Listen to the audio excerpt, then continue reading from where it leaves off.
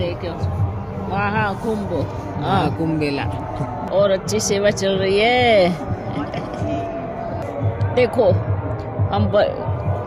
ये सब साधु संत महात्मा सब गुफा से निकल निकल कर इधर आ गए हैं सब।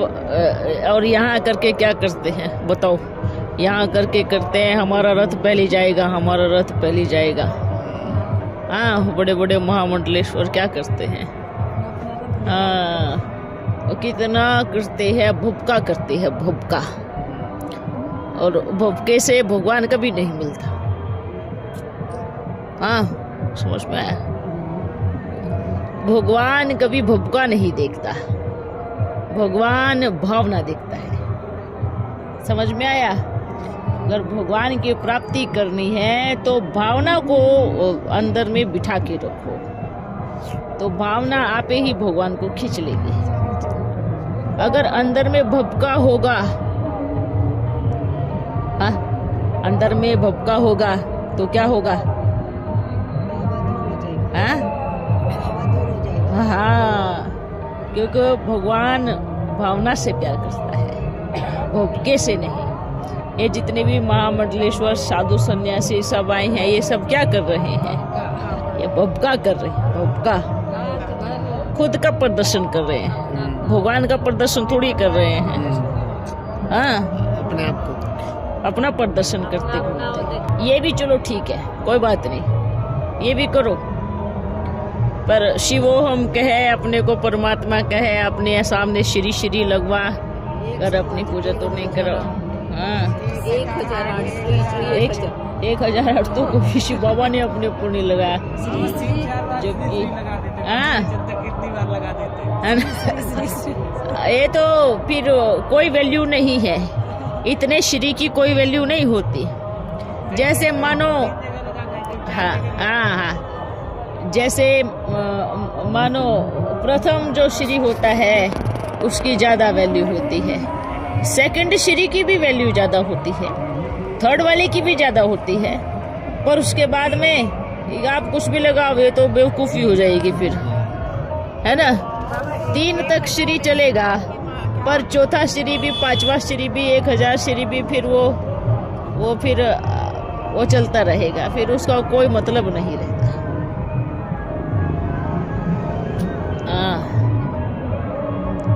बोलिए, अपने आप को बोलते हैं हम साधु सन्यासी है, पर विकारों की तो अंदर में कुट कुट के भरे हुए हैं विकार। अभी ये भपका अभी दिख रहा है ना, फिर ये भपका खत्म हो जाएगा। देखो, भपका उठता है और खत्म होता है, भावना उठती है और उठती ही रहती है, उठती ही रहती है, भावना बढ़ती ही रहती है। हाँ, तो आप बच्चे कौन हो? कौन हो? भावना वाले। भावना मरनी नहीं चाहिए। आज ब्राह्मण परिवार में क्या मर गई? भावना मर गई। भगवान भी चला गया, भावना भी मर गई, भावना खत्म हो गई। मर गई का अर्थ है कि उन्होंने धक्के मार के निकाल दिया, है ना? भावना निकलो हमारे अंदर से। तो क्या किया? भपका। आज देखो, कोई भी सेंटर देखो या कुछ भी देखो, कैसे होंगे? अंग्रेजों माफिक होंगे। कैसे होंगे? भपके माफिक होंगे। 5 स्टार होटल भी फेल हो जाते हैं, 10 स्टार लगाओगे तो भी फेल हो जाते हैं। इतने स्टैंडर्ड के अगर त्यागियों के और योगियों के आश्रम हो तो क्या कहोगे उनको? योगी नहीं, भोगी है, भोगी। इसको भोगी का टाइटल देंगे। तो ये जब अपने अंदर आता है तब बाहर आता है। शूटिंग कहाँ होती है? यही होती है, इधर होती है ना। जब ब्राह्मणों की दुनिया में ये सब चीजें आती है तभी इन साधु सन्यासियों के अंदर भी भपका आता है। शूटिंग तो यही होती है ना, है ना? तो आज कहीं भी नहीं दे, आज कहीं पर भी चले जाओ, चाहे देश में विदेश में, कहीं पर भी किसी भी सेंटर को देख लो, पता क्या होड़ लगी है टीचर बच्चियों में। सुनेंगी तो कहेंगी ये ऐसी हमारी पोल कैसे खोलता है। अंदर में क्या सोचती है? फलानी का सेंटर इतना अच्छा दिखता है ना, मैं इससे भी अच्छा बना के दिखाऊंगी, ऐसे होड़ लगी है। अच्छा, फलानी टीचर बहन का सोफा 20,000 का है ना, तो मैं 50,000 का सोफा लगा के दिखाऊंगा। ये सब चल रहा है, यही तो सब चल रहा है। ये नहीं कहेंगे कि फलानी ऐसा कर रही है या इतनी सेवा कर रही है तो मैं 10 गुना करके दिखाऊंगा। बहुत सुंदर, सबसे ज्यादा सुंदर बनाया, सजाया, पैसा है उनके पास। हाँ, देखो बच्चे, पैसे की बात अलग है, उसके बिना गुजारा भी नहीं होता। वो एक लिमिटेड होता है ना। अगर आपके पास इतना धन आ रहा है, पर धन कहाँ लगा रहे हैं? ये तो लोगों की भावनाओं को खत्म करने के काम है। ये भावना खत्म हो गई ना, भावना खत्म होने से भगवान भी विदाई ले लेता है ना। भले वो कितना भी कुछ भी करे, कुछ भी, अंदर में भावना ही नहीं है तो आज के समय में क्या चल रहा है? सेंटर अच्छा होगा, अरे वाह फर्स्ट क्लास बनाए हैं, अरे वाह बहुत स्टैंडर्ड बनाए हैं, है ना। सोने के सुकून और रातों की नींद उड़ी हुई है, किससे कितना लेना है, हाँ, किससे कितने की जेब काटनी है, कितना क्या करना है। उनको सबको पता है ये सब सच है, पर क्या करेंगे। तो ऐसे ही देखो, ये साधु सन्यासियों ने भी क्या किया, इसलिए बोलते हैं ना, इन सब ने भारत को क्या बना दिया, कंगाल बना दिया, पतित बना दिया, है ना। सबको दुर्गति को पाया। इसका मतलब क्या होता है? टीचर बचिया भी क्या होता है? आज देखो, आज के समय में देखो, किसी भी सेंटर पे चले जाओ या ब्राह्मण परिवार में कहीं पर भी चले जाओ, किनकी फोटो होंगी? वो अलग, दादी की, दीदी की, खुद की, है ना। हमारी ये फोटो रखी होंगी। क्या मतलब है इनका? क्या मतलब है बताओ? आपकी बोलने में ना बोला था। हाँ, इतनी सारी फोटोएं किसी भी, ऐसा नहीं है एक सेंटर पे, अनेकों सेंटर पे चले जाओ, कहीं पर भी चले जाओ, किधर भी चले जाओ, देश विदेश में कहीं पर भी चले जाओ, सब की दीदी की फोटो, दादी की फोटो ये लगी हुई है। अरे एक निराकार की फोटो होनी चाहिए, एक मेरा बाबा, बस दूसरा नहीं कोई, होनी नहीं चाहिए। इसलिए होनी चाहिए, ये देखो, ये होनी चाहिए, ये चलेगा। माता पिता की फोटो चल सकती है, ये चलेगी। बाकियों की किस लिए लगानी, क्यों लगानी, क्या मतलब है फोटो लगाने का? ये बाबा बिठा दो, ये तो फोटो देखते रहेंगे, बुद्धि फोटो में फंसी रहेंगी। बुद्धि को किस में लगाना है? हाँ, बुद्धि को बाबा में लगाना है। बहुत अच्छा बच्चे, आपने जो सेवा की, जो मेहनत की, वो रंग जरूर लाएंगी, ठीक है। और जितने सब ने भी, बच्चों ने मिलकर मेहनत की, यहाँ सबके अखाड़े बने होंगे, संदेश भी दिए है ना। सबने अपने अपना जगह बना लिया होगा। बहुत बड़े। अब देखो, कमाल की बात है। वैसे ये बात कुछ मतलब की नहीं है, इसको कहने का कोई मतलब भी नहीं है। ये तो एक भावना है कि भाई गंगा स्नान करना है। वास्तविकता सब भूले हुए हैं, बुद्धू बने हुए।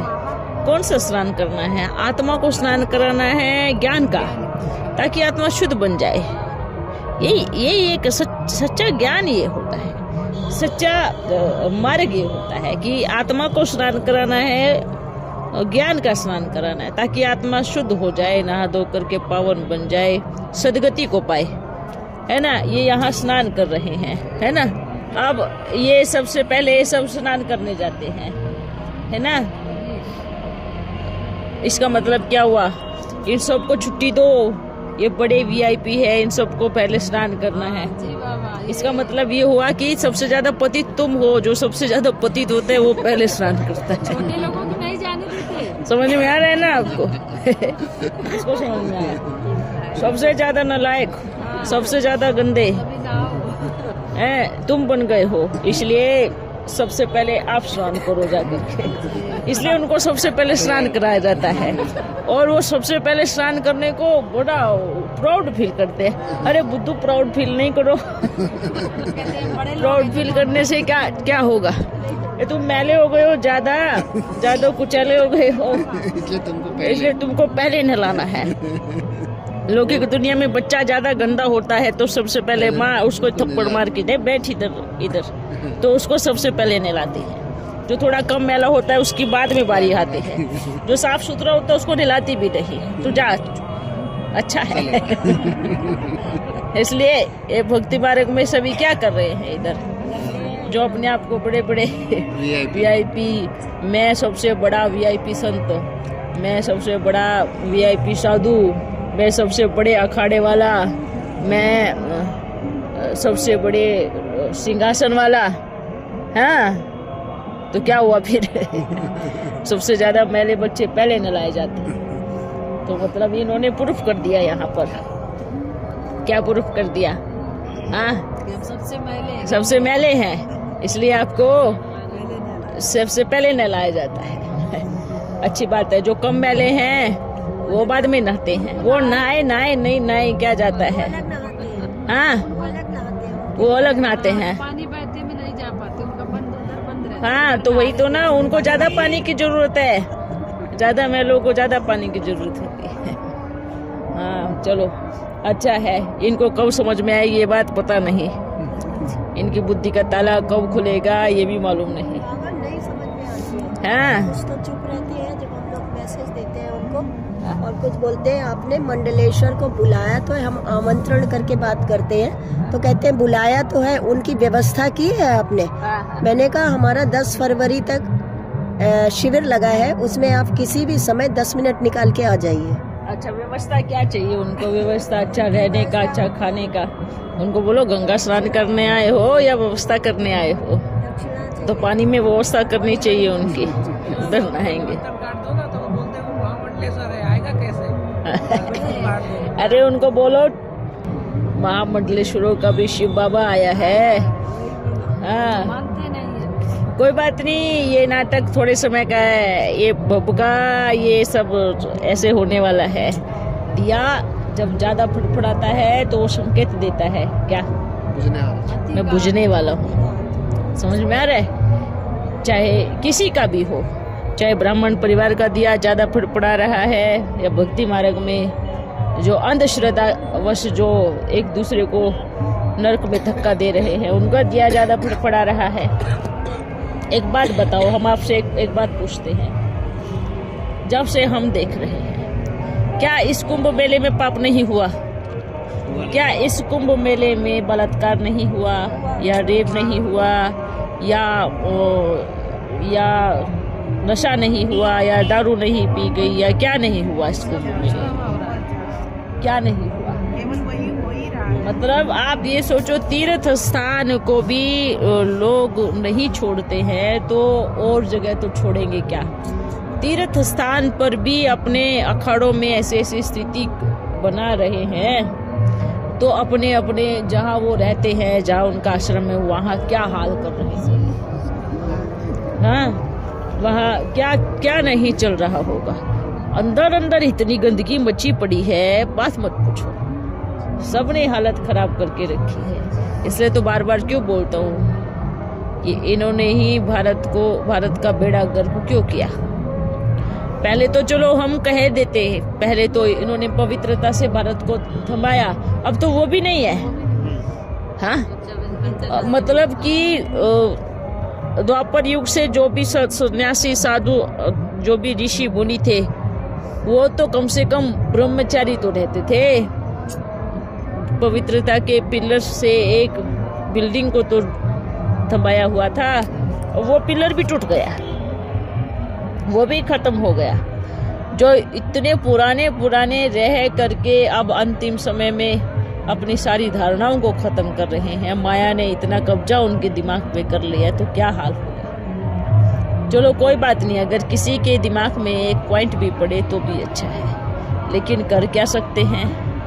कोई बात नहीं, ये कुंभ का मेला है और सही है इस अंतिम समय के कुंभ के मेले में सबने डुबकी लगाई है, सबने नहाया है। सोचो पानी को कितना मैला किया है ना। अब ये एक बात बताओ हमें, ये जितने भी यहाँ पर ये बने हैं स्नान घर बने हैं, हाँ, जितने भी स्नान घर बने, उनकी गंदगी है, उनका पानी किधर जाएगा, किधर जाएगा? सब उधर ही मिलेगा, सब बहता हुआ इधर से उधर, सब यही तो। कितना पतित, कितना बोलते हैं कि गंगा पतित पावनी है, तो गंगा पतित है, लेकिन बनाया किसने? किसने बनाया? मनुष्य नहीं बनाया। गंगा को इतना महत्व क्यों दिया गया? ये क्या क्या कहानी थी? हाँ, पानी को इतना महत्व क्यों दिया गया? एक जमाने में पहाड़ों से होती हुई झरने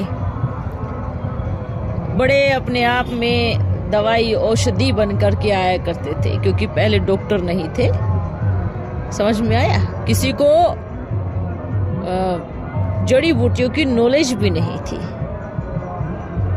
और वेद भी नहीं थे, हाँ, ना वेद थे, ना डॉक्टर थे, ना कुछ नहीं था। तो सबसे बड़ा वेद प्रकृति थी अपने आप में। तो जड़ी बूटियों से होते हुए झरने आते थे और आकर के नदी का रूप धारण करते थे। जो किसी को बीमारी होती थी, कुछ होता था, तो उसको स्नान करके वो खत्म हो जाए, वो रोग मिट जाते थे, जिसको चर्म रोग बोलते हैं। चमड़ी के जो रोग होते हैं वो खत्म हो जाते थे। तो वहाँ से चला कि भाई यहाँ नहाने से, गंगा में नहाने से सारे पाप, मतलब अगर चमड़ी के रोग ठीक हो गए तो आत्मा के पाप भी धुल जाएंगे। चमड़ी के रोग से ये शुरू हुआ, लेकिन लोगों ने क्या सोचा, हमारे जितने हुए कर्म, पाप कर्म हैं वो खत्म हो जाएंगे। कैसे खत्म होंगे बताओ? आत्मा इन कर्मेंद्रियों से पाप कर्म करवाती है, तो लेप छेप कहाँ चढ़ता है? आत्मा पर। हाँ, अगर मान लीजिए आपने इन हाथों से कुत्ते को मारा, तो हमेशा आपके हाथ लाल ही होने चाहिए। अगर शरीर पे लेप छेप चढ़ता तो हमेशा आपके हाथ खून से रंगे होने चाहिए। तो वो पाप कर्म कहाँ चढ़ गया? जाकर के भीतर की तरफ आत्मा में चढ़ गया, है ना। तो धुल धुल के साफ हो जाएगा शरीर। तो खून लगाओ, कुछ मांस लगाओ, तो धुल के साफ हो जाएगा ना। तो पाप कहाँ गया? इतना बड़ा कर्म किया, वो कहाँ गया? आत्मा में, अकाउंट में चला गया। तो ये जो पाप कर्म है, कोई गंगा में नहाने से पाप कर्म मिटने वाले नहीं हैं। गंगा में नहाने से किसी के कोई अपने बुरे कर्मों से छूट नहीं सकता। गंगा में नहाने से किसी के पाप नहीं धुल सकते।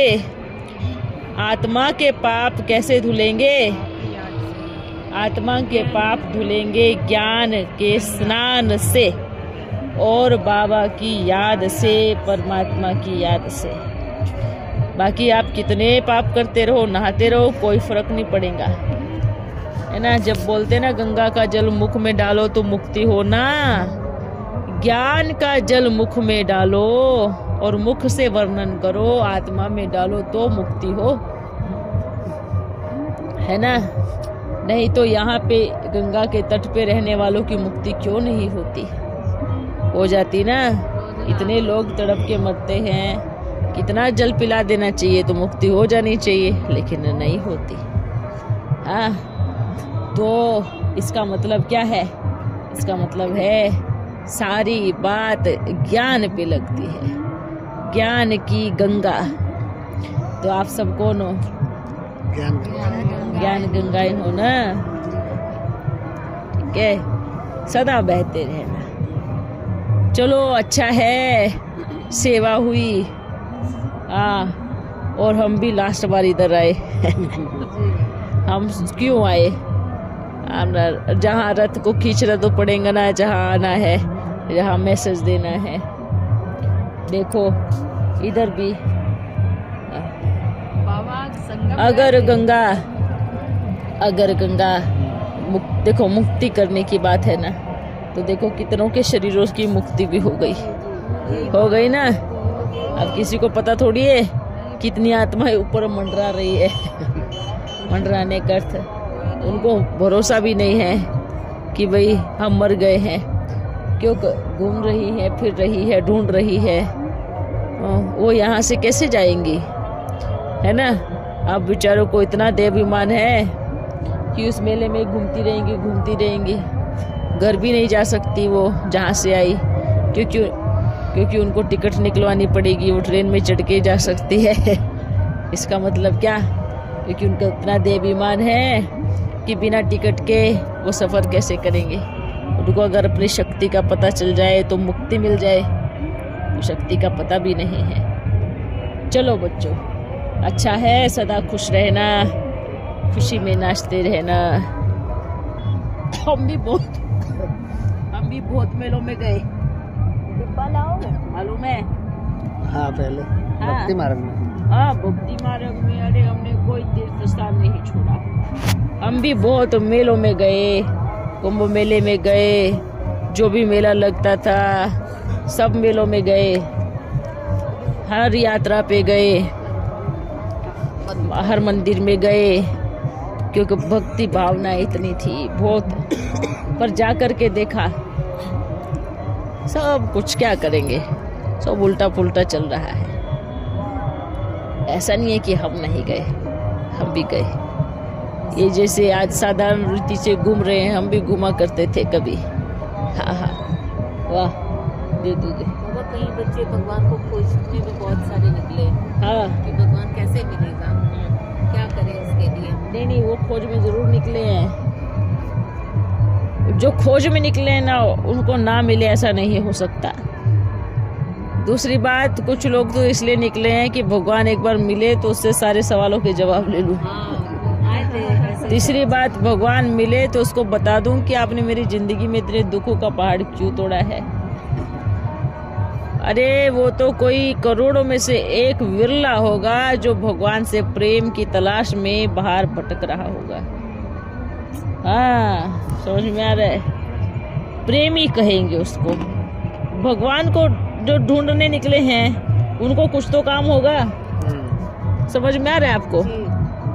बिना काम के कैसे। अगर आप इनको ढूंढो, कुछ काम की वजह से ढूंढोगे ना, आप इनको ढूंढो कुछ काम की वजह से ढूंढोगे ना, तो भगवान को लोग क्यों ढूंढते हैं। समझ में आ रहा है।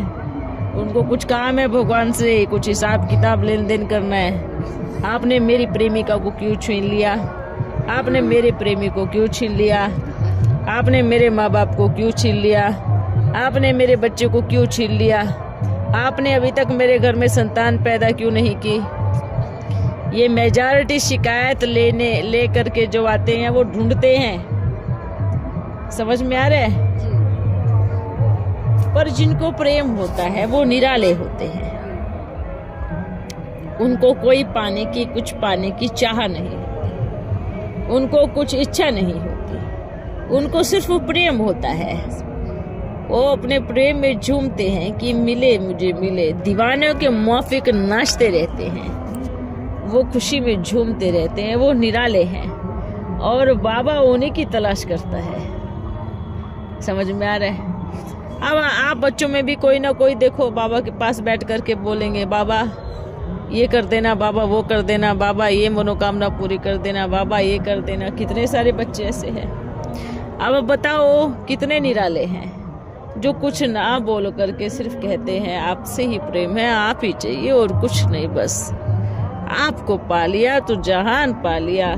ये भावना किसके अंदर है बताओ जरा। हाँ, कोई तो आते हैं, अरे 2 टाइम का खाना तो मिल रहा है कम से कम। कोई तो आते हैं, बाबा आ रहे हैं, बाबा आ रहे हैं। किसी की सेवा भावना होती है, अच्छा भगवान से कुछ प्राप्ति ही हो जाए, भगवान से कुछ मांग ले। पर जो प्रेम में रहकर सेवा करते हैं, वाह क्या कर दूं बाबा मैं आपके लिए, क्या कहो और मैं क्या करूं आपके लिए। ऐसे दिल करती है प्रेमी बच्चों की। हाँ, समझ में आ रहा है। जो ये जो अभी आप सब बच्चे हमारी आवाज सुनेंगे तो कहेंगे अरे बाबा कुंभ मेले में चला गया हाँ? तो उनको कहना फिर दिल करेगी उनके आने की कि हम भी जाए ये जहाँ बाप और बच्चे का मिलन वही सबसे बड़ा महाकुंभ होता है। ठीक है, वही मेला होता है, उससे बढ़कर कोई मेला नहीं होता। समझ में आ रहा है? तो उन बच्चों को ये मैसेज देना, जहाँ बाप और बच्चे का मिलन होता है वही कुंभ मेला होता है। इसलिए अपने अपने स्थान पर ही सेवा करें, अपने अपने स्थान पर रह करके ही सेवा करें। जिसकी दिल हो तो भले आवे, लेकिन हम तो कहूँगा अपने अपने स्थान पर रह के सेवा कर, जहाँ पे है वहाँ पर भी सेवा करें। ठीक है, चलो बच्चों हम चलता हूँ, फिर मिलूँगा। ठीक है, ओम कुछ पूछ रहे हैं? आपको मैया आ गई तो बाबा दिखाई देगा, समझ में आ रहा है? पर हमें रथ दिखाई देता है कि हमें रथ का भी ध्यान रखना है। आपको क्या मालूम पड़े कि जब दूसरी आत्मा बार बार घड़ी घड़ी आए और जाए उस शरीर पे क्या इफेक्ट पड़ता है। आप बच्चों को थोड़ी मालूम है, नहीं मालूम ना, क्योंकि आप इस चीज के अनुभवी नहीं हो। हाँ, तो इसलिए हमें रथ का भी देखना है। अगर हम कोई एकदम से सब चीजों को यूज कर लेंगे तो आगे के कार्य के लिए उसको कैसे रखेंगे? हाँ, शरीर से दिखने में नहीं, अंदर की इंटरनल चीजों को भी देखो। मान लीजिए गाड़ी आप घड़ी चलाएंगे, 4 लोग चलाएंगे तो गाड़ी कैसी हो जाएंगी, उसका इंजन कैसा हो जाएगा, उसका सब कुछ कैसा हो जाएगा, सोच के देखना है ना। और एक गाड़ी को एक ही व्यक्ति चलाएगा, बहुत आराम से चलाएगा, तो वो गाड़ी कैसी रहेगी। आप लौकिक दुनिया में भी पूछते हो गाड़ी लेने से पहले, सेकंड हैंड है या 2 हैंड है या 3 हैंड है, कितने हैंड है, ऐसे पूछते हो कि नहीं पूछते हो? अगर 2 हैंड होगी या 3 हैंड होगी तो आप कम प्राइस कर दोगे। और हम तो बाबा, हम मैया तीनों इसको चलाते हैं, तो कितना इस गाड़ी को मतलब मेहनत करनी पड़ती है ना। आपकी खुशी समझते हैं, पर हम मैया के अंदर की फीलिंग भी समझते हैं। फिर भी आपकी खुशी समझ करके हम आए, है ना। बहुत धन्यवाद। मैया के आने से भी सब कुछ सफल हो जाता है। ये बात हमेशा याद रखना। ऐसा नहीं सोचना कि बाबा अगर नहीं आएंगे तो सफल नहीं। जहाँ कदम पड़ गए वो सफल है। ठीक है, चलो फिर मिलते हैं।